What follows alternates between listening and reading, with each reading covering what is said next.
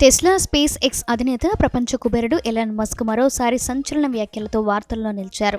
ప్రపంచం జనాభా సంక్షోభం దిశగా పయనిస్తుందని, వేగంగా పడిపోతున్న జనాల రేటు మానవాళి మనుగడకే పెను ముప్పుగా పరిణమిస్తుందని ఆందోళన వ్యక్తం చేశారు. పిల్లలను ఎక్కువగా కనడం ద్వారానే ఈ ప్రమాదం నుంచి బయటపడగలమని ఆయన పిలుపునిచ్చారు.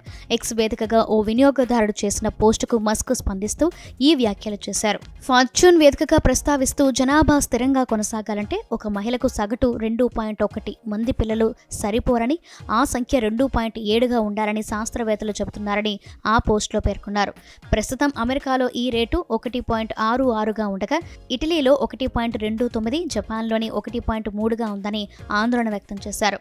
పిల్లలు లేనివారు, లింగ అసమతుల్యత వంటి అంశాలను పరిగణలోకి తీసుకుని ఈ కొత్త సంఖ్యను నిర్ధారించినట్లు తెలిపారు.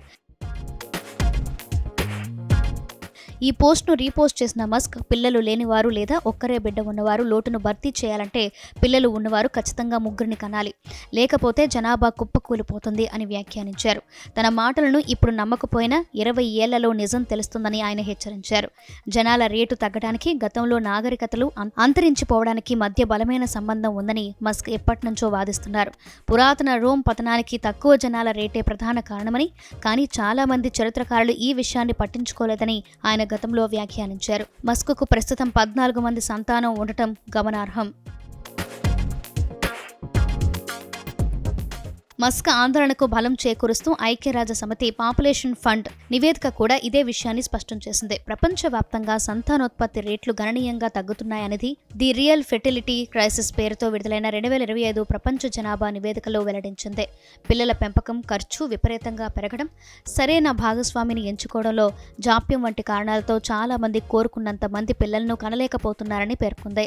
ఈ నివేదికలో భారత్కు సంబంధించిన ఆందోళనకరమైన విషయాలను కూడా ఉన్నాయి.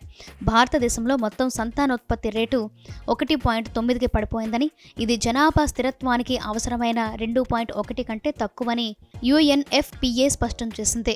విద్యా అవకాశాలు మెరుగుపడడం, పునరుత్పత్తి, ఆరోగ్య సంరక్షణ అందుబాటులోకి రావడం వల్ల 1970లో 5గా ఉన్న సంతానోత్పత్తి రేటు ప్రస్తుతం 2కి తగ్గిందని, ఇది గొప్ప ప్రగతి అయినప్పటికీ తగ్గుతున్న రేటు భవిష్యత్తులో సవాళ్లను విసరనుందని UNFPA ఇండియా ప్రతినిధి ఆండ్రియా M.